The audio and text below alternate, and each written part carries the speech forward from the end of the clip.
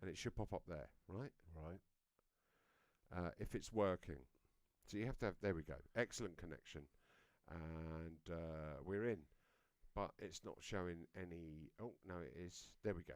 So it's showing that at the moment, which is the main screen. So we'll transition across like that, and that will catch up in just a minute, all right? So, 8 Ball 9 in the studio live. There's normally about a 30-second lag on this. Is there? Yeah. There we go. So it's 22 seconds or something like that, right? And I can switch through like that so you can see yourself. Yeah. I can do a little sweep like this.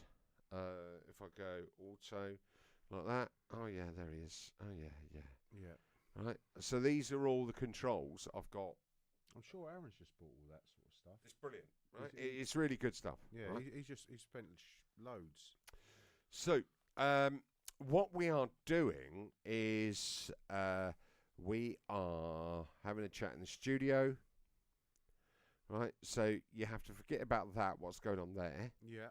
Because obviously, and look at this one here. Okay, mate. All right? Yeah, no trouble. Because that then dictates where we are. And if we want to hide ourselves, we can do it like this, you see. Yeah. And then we're back in again like that. So, and you'll see in a second that will do exactly the same thing just there. Yeah. All right? How's the beer, by the way? Lovely, mate, lovely. It's good, isn't it? Yeah. Isn't this nice? It's lovely, mate. It's nice just to sit down and relax. So, joined in the studio tonight, Pipewell Studios. Welcome along. I have my brother here, my eldest brother, if you like, my guardian for many, many years, I will say. Thank you, mate. Thank you. But that's the truth of it. Yeah. I remember, and I was talking to somebody about this the other day. You know, we're talking about, you know, if you bully people, what comes around goes around, all that sort of stuff. Yeah. And I remember, and I'm not going to say any names because it's not a good thing to do, right? On a live stream, is mention anyone and put them in. But you know who you are, Roger. Yeah, yeah. You know you are Rog, Bob, Jim, Dave, Gary, Jeff, right? Yeah, you Jonathan. know who you are, know you Stephen. Jonathan. So, but what I will say, there was a guy I was friends with at school. Godfrey. Yep. And his elder brother, you shunned away from our front door one day. Do you remember that? Yeah, I do actually. Yeah. Remember that? I do, mate. Yeah. I was so proud of you. Yeah, but it's not a bravado thing, is it? It's No. just I a know fact that, but of it was just I protection felt for my brother. protected. Yeah. Yeah. Yeah. Because with all due respect, when I first joined Mayfield School in Portsmouth, you'd already left. Yeah. Lee had just left, so he was on the exiting year, or he'd finished his last year, the first year I went in. Yeah, that's right. Yeah. Yeah. So 1 in, 1 out kind of routine. Yeah. And I remember being in my maths lesson with the maths teacher, and Lee came storming in halfway through the lesson, giving it Billy big, right? Shouting, "Hey, Chisholm!" Right? Yeah. Yeah. First lesson, maths lesson, right?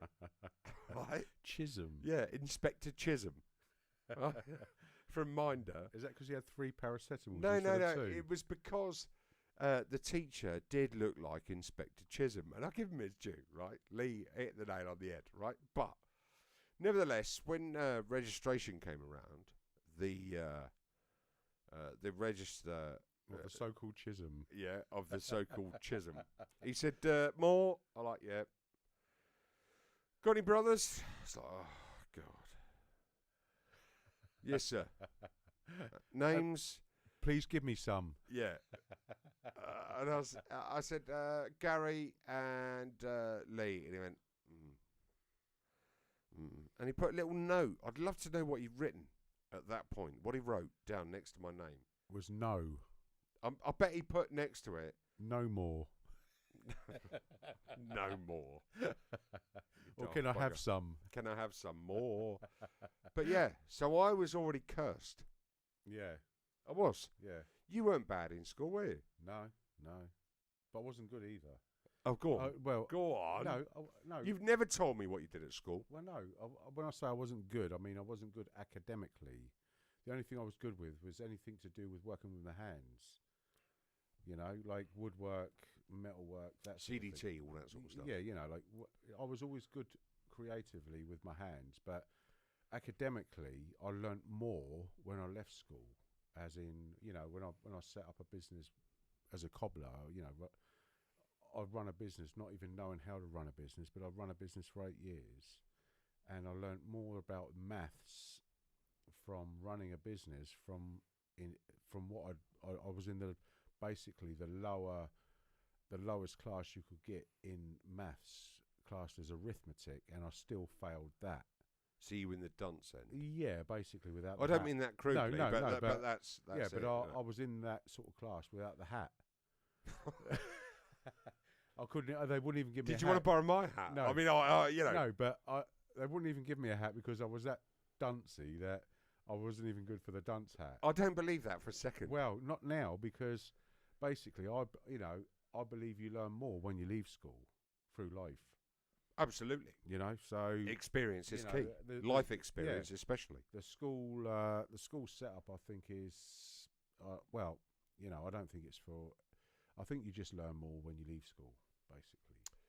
So, when you left school, I remember you had the cobblers. Yeah. That was after butchery, I think, wasn't it? No, butchery was that was a Saturday job, like in the old days when, you know. But it was before the cobblers, wasn't it? Yeah. Yeah. No, what that was is, you know, when you're all still at school, you want a bit of pocket money to buy the latest records or whatever, which I used to do. I used to have a paper round. Yeah, right. Razzle. Oh, Christ! I don't even know what you're on about, mate. Anyway. Well, then why would you wall me? No, because like I was thinking, Razzle, what's that then, mate? Is that some sort of like? It's a dirty porn mag back in the day. No, I'm thinking more of the you know, the sort of magazine you'd get from Lionel Blair or something. You know, like Razzle Tap Dancing or something like that. Is that what you're on about? Well, to be fair, yeah, I did get some lovely heels done in your place to ensure that I could be heard right across the tricorn. Yeah, and I heard you many a time twinkle toeing across the tricorn. It was like Michael Flatley, right? I was like Michael Flatley. It was Michael Flatley in the 70s. Yeah, Michael dancing Flatley. dancing on the tops of turtles' shells. Yeah, it was, honestly. With the glistening moonlit nights and stars. And that's where the film La La come from. Right, but not just that, right? I remember skipping my way along the promenade at Southsea and following the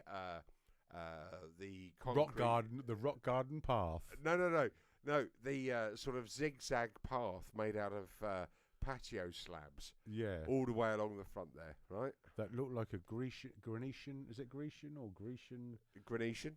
Or whatever. Yeah. It was one of them things. Yeah, no, it was. But you, Gah. Yeah. You gave me that power to express myself like Dean Van Dyke all along the seafront. And what a laugh we had. Didn't we? We did. So I could really brush up my toe and heel skills. Yeah, no, heel and toe, mate. That's what the Teddy Boys used to call it. But Gah, you were brilliant as a cobbler. Yeah. Well, I wasn't brilliant, but you know. Yeah, you were. The only one thing about it is I used to save souls. Hey, there it is. And anyone that felt ill could just come into the shop. Anyone felt ill? You just say ill. All right. Rather than ill. Okay. All right. No, but ill yeah. is good. All right. You know, people used to say to me, "You anything to do with the church?" I said, "What? Just because to save souls?"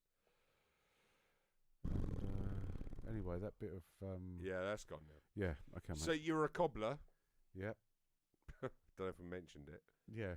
No, you did actually. Yeah. I saved souls. Yeah.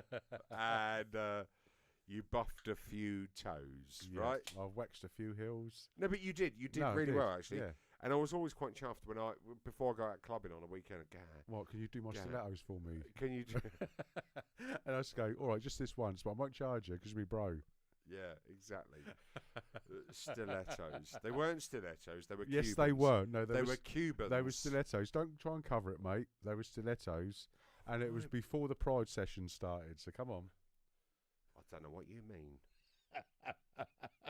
You are something else. Look, just because you got a middle name called Clarence, let's get on with it. Anyway, let's not do the sound effects. The Foley sound effects. Come on. Yep, that's lovely, mate. Anyway, Clarence. So I'm free. So yeah, you're go a on. cobbler. Well, I was. I'm not anymore. Although I'm a probably- cobbler, I'd say I'm short of I'll party probably wheel. shitty home. So let's go forward a bit. Yeah, Right, you're a cobbler. yeah. You get ripped off by the tax man. Not the tax man. It was The actually accountant. The accountant Yep. ripped me off and basically threw everything up in the air. I thought I was paying my tax, and He bankrupted you. yeah, basically, yeah. What did you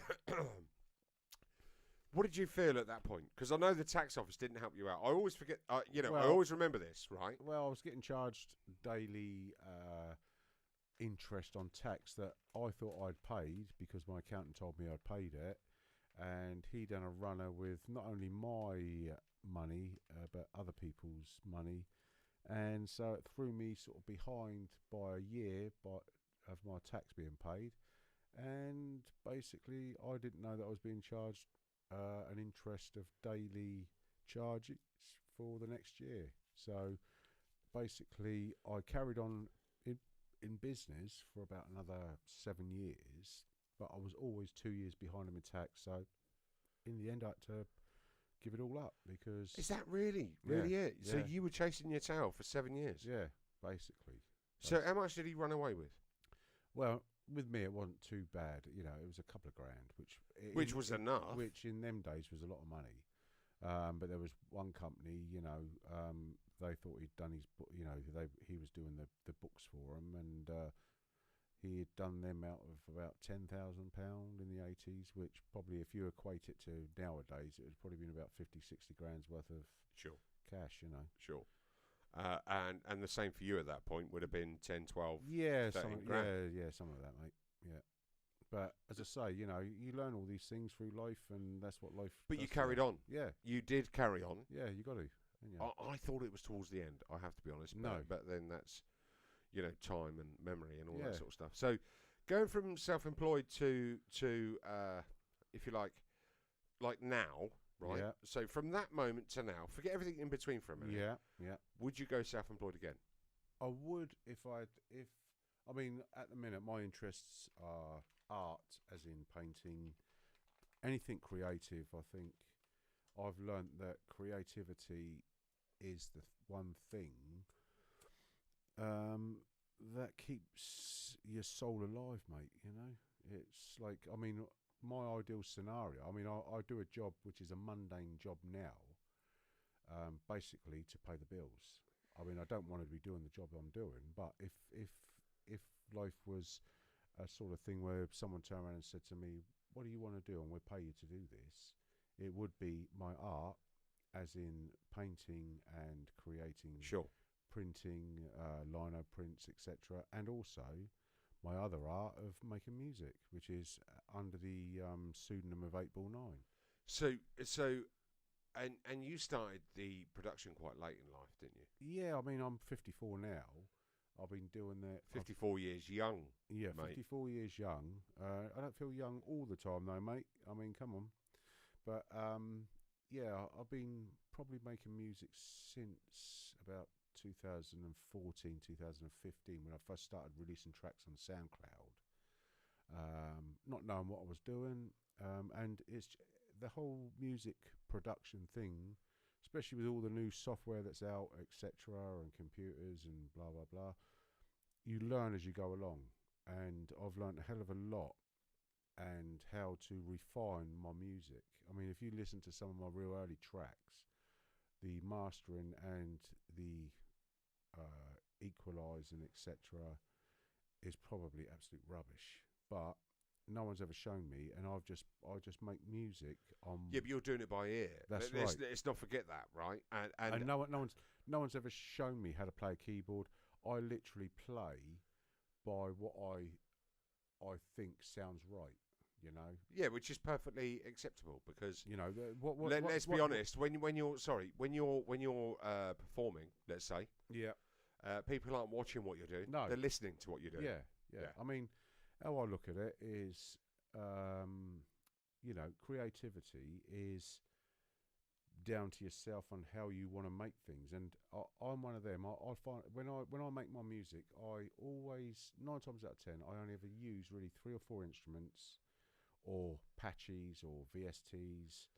And I may use, like at the moment, I've been making a few tracks with my granddaughter's voice, and I've put her voice through like a sampler. I've added reverb, etc. And then I'll just mess around with that. And because of the software that's out there, which is fantastic software, I use Reason, and it's so simple. I mean, but Reason is underrated. It's very underrated. I mean, I've tried using other. I mean, I love GarageBand as well.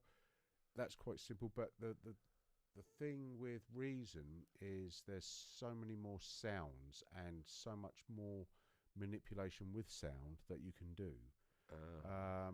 That I mean, a lot of my music involves reverb, delays. I love the effects that you can add on to things. Yeah, but when you're talking about VSTs and plugins and things like that, right, and DAWs, so Logic is, if you like, or was industry standard along with Pro Tools. Cubase back in the day, I mean, I had an Atari ST with Cubase on it, which is basically the first, if you like, still going strong now, if you find them, because of the MIDI controllers on it, right? So Cubase on an old Atari, which is a megabyte, 1 megabyte, right? But I can remember using a PlayStation 2. Yeah. Was it PlayStation 1 or PlayStation 2 where you had the music? Yeah, PS2 that was. Right, PS2. I remember having a PS2 and having a music software from that. I can't remember what it was called. Yeah, but you could loop stuff on that. And you everything. could, yeah. And you could put like a compact disc in there of, I don't know, one of your favourite tracks, pick a certain section from that CD, and then manipulate that. Which really basic. Really basic. It was basic. But it was advanced. Yeah, at that time it was like, wow, you can do that with this, and But my point is this: so you're going back, right? You're going back to like the Atari ST and things like that, right? Yeah. With Cubase, Cubase was the leap into but also Fruity Loops. That was an no. But before all of that, right? Yeah. Cubase was, if you like, the foundation for DAWs, right? Yeah. Digital audio workstations when it involved MIDI. Yeah. And MIDI, as you know, is a clock. It's a timer. Yeah. It keeps everything in time, right? Like Quantizing and triggers. Yeah. So every note that you play, every hit that you hit, every snare that you tap electronically, it's all recorded. That's it, right? That's all it is. It's taking dots across a scale, right? Yeah, it's like binary code, isn't exactly. it? And it plays it back to the instruments that you've got hooked up on MIDI, right? Yeah, that's right. So things like the Prodigy, things like Stereo MCs, Fatboy Slim, early Doors stuff, right? House Martins, all of this, right? But all the old dance tracks, early Doors dance tracks, were done on Cubase, right? And then we move forward to the launch of the Apple and PC and all this sort of stuff, right? So Cubase, still the world leader at that time. Then we start seeing things like Logic. Now, Logic in its day, you couldn't get for under a couple of grand, right? Yeah. Only worked on, it worked on PC and Mac, right? Yeah, I think it was more so PC though, wasn't it really? It was. And then you had Reason, Fruity Loops, right? You had all of these DAWs. Pro Tools then entered the market as well. A lot of really good stuff. But Reason, the one thing I loved about Reason is the plugins at the time. Yeah, I mean they never used to have the VSTs, but now they well, they did. They had standalone keyboards set into it. Yeah, but they didn't actually, like any other sort of independent VSTs. They never used to compromise with. Whereas now, you can put a load of different VSTs into it. But what I love about Reason, it's so simple to use. But the sounds that you can manipulate, etc. It's just never ending. It's like I'm like a kid in a sweet shop. When I see some sort of new sort of rack extension or whatever, it's like I'm like the young kid, like the little boy with the blonde hair walking into the Willy Wonka sweet shop. Like Charlie. Charlie, yeah. Is it Charlie? I'm Charlie. I'm going in the sweet shop, and I'm going in there saying, what rack extensions you got, Willie? Because I'm interested, you know. And it's one of them things. Like if you love music and you've always been into music, as soon as you hear a new sound that makes the hairs on the back of your neck stand up, you think, I've got to have this sound. Of course you have, yeah. You know, and I've got to. But have you tried manipulating your own sounds and creating your own sounds? Yeah. And how have you found that? Well, I like it. Again, it's never ending. I mean, like, as I say, when I, like, my granddaughter could be walking around the house talking to my wife or whatever, and I'll just record a conversation she's talking to, you know, on a digital recorder, and then I'll put that into the system of Reason, and then I'll manipulate that with echoes, reverbs, and it's just like amazing what you can do when I've added that in with say I'll always pick a sort of background bass sound or a background harmonical sort of sound that is like when I make music, I'll make it like a sandwich. I'll make the bottom bit of bread first. Right. And what is the bottom bit of bread? The bottom bit of bread will be the main background sound.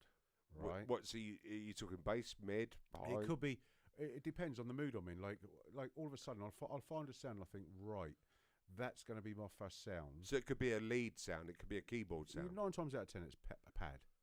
Right, it's usually a pad sound, but very like big or cinematic almost. Yeah, cinematic. Yeah, I would say soundscape-ish. Right. Cinematic. Okay. Right. Yeah. That'll be the main sound. Right. Then I'll find something that's simple sounding, but I'll make into a tiny melody, like not a great big melody, but just something with a bit of tempo, melody, etc. I can't explain it. But, Okay. And then I'll bring in the voice, and then I'll work around the voice with, say, the last sound, when I'm going to be bringing this last sound in and out. Yeah. And then I'll manipulate I'll copy and paste this sampled sound of the voice of, say, my granddaughter or my daughter or whatever, and I'll copy and paste it, chop it up a little bit, and then put different effects on different parts of it in different parts of the song. Right. Okay. So what you're doing is you're taking a sound, you're playing it like an instrument. Yeah. And effectively changing the way it feels and the way it sounds throughout the track. And whatever the track brings along, No, I get that completely. And have you thought about where you want to be with if you like 8 Ball 9? Well, I've always loved soundtrack music. One being the best soundtrack I think that was ever made. That sort of influenced me a bit was the soundtrack to Blade Runner by Vangelis. Well, it's huge, right? And I mean, you look at when that was made. I mean, there's synths now that are coming out. I can't remember. I think it's like there's a little synth now that's just come out, the Vox, and it's the nearest thing to a Blade Runner sound, and that's just come out now. And Blade Runner was made in 88, 87, something like that. Earlier, maybe, yeah. 86, something like that. Right. And he's had these sounds out then. So, Vangelis was way above his time when he brought this music out. So, okay, I'm going to give you a couple of, if you like, thought processes here, right? Yeah, go on. So, there is, through Native Instruments, there is competitions. Right.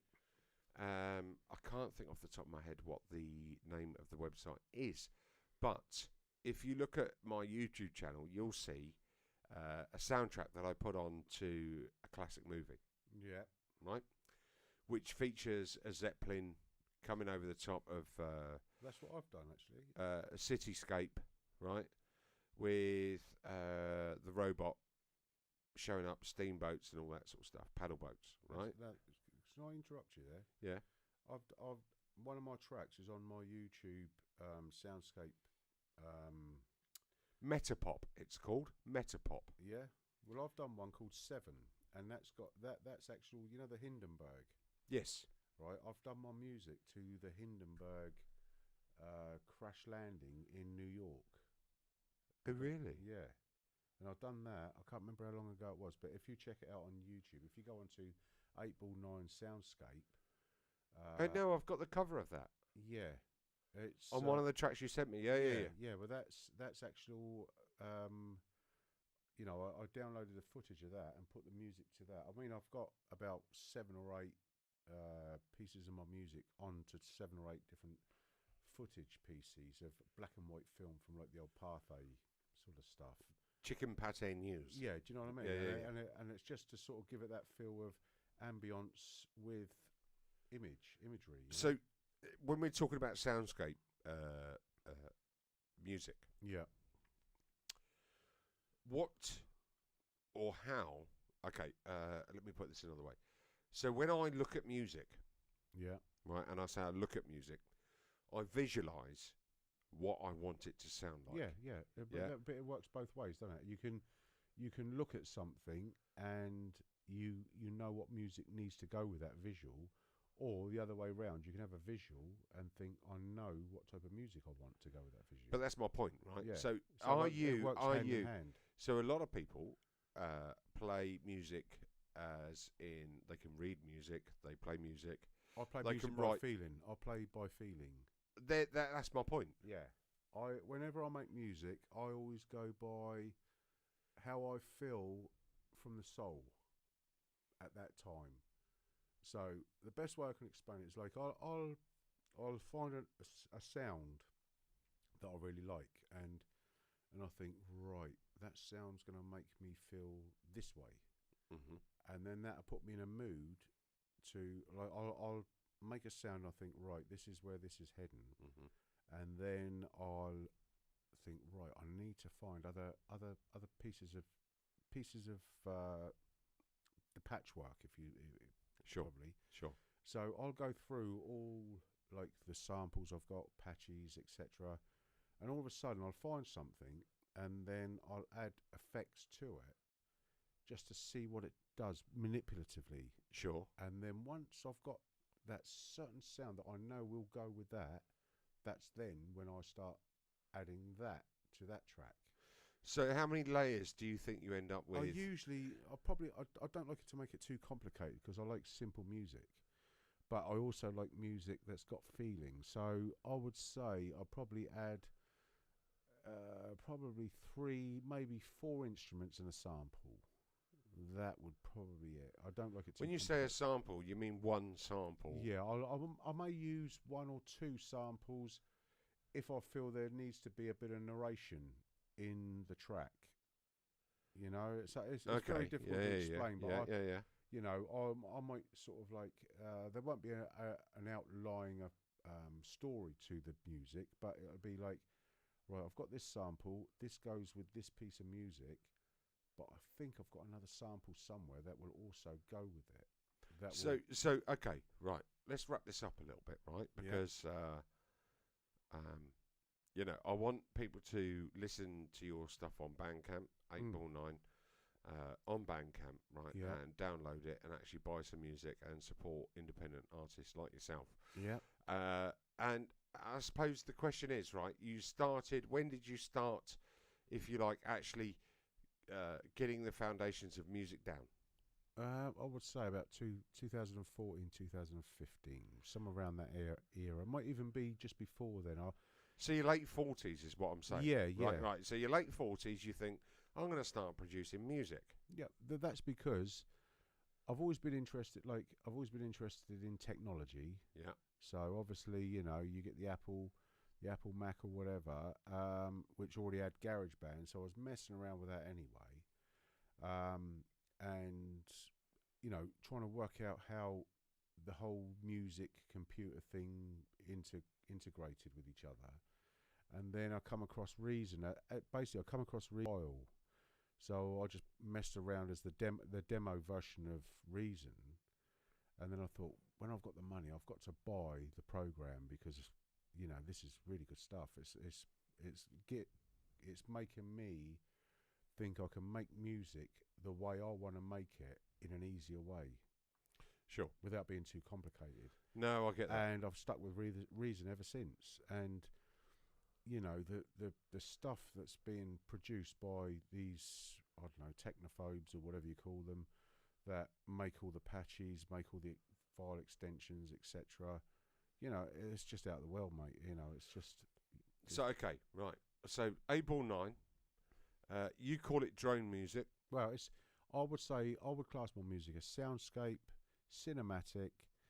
I'm just really going into drone field work music at the moment. Okay. I mean, my music has changed from the very start, and as I've gone on, I've learnt more on the mastering and production side of things, which obviously is making my music not sound so basic. It's making it sound a bit more professional. So Okay. Yeah. So you're learning your craft. I've learnt my craft by myself. No one's actually shown me. Best way. And that's the only one good bit of advice I ever heard was literally someone online that I follow he's a musician in the ambient world, but he's admired for his mastering for other people's work for their albums. Okay. And I basically messaged him one day on Instagram or whatever, and his advice was, no matter what, when you're mastering a track, always go by your ears. So basically saying that it doesn't matter how you master a track, if your ears are telling you something's not right, it's not right. And when it is right, it's right. So sound piece of advice. Yes. And at the end of the day, what do we listen with? Our ears. Absolutely. So that's it. So 8Ball9 on Bandcamp, right? Yep. Have a look at the album on there. There's loads of tracks. How many tracks have you released now? I think at the moment it's about 57 tracks. 57. 57 tracks. That's good going. Yeah, I've got one sort of EP type album. It's a 6-track album. Yeah, I mean, the thing I love about Bandcamp as a step to get your music out there is you do not need a record label. You just make your tracks, upload them. I mean, I do all my own artwork. I do all my own typography on the artwork, etc. The thing you've got to do is, when you do all this sort of stuff, is basically, if you pick some sort of font or whatever, stick to the same font so that people that when they see a track you've made with your artwork, I mean, I take my own photos, and again, it's all creativity. So whenever I release anything, you're actually putting your branding. Yeah, it's a branding. Your brand. Yeah, is created by you. Yeah, including the photography and the font and everything, the text and the album artwork, everything. It's like you've got to.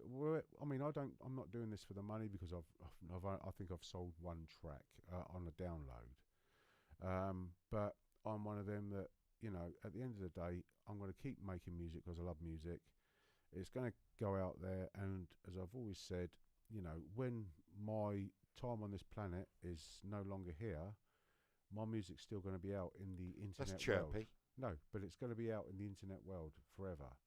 So when my children and my grandchildren are grown up, and especially my granddaughter that samples some of these voices that she doesn't know she's done at the moment, when she's older and she's like in her teens or 20s or whatever, she can just access the internet and think, my granddad was pretty cool, really.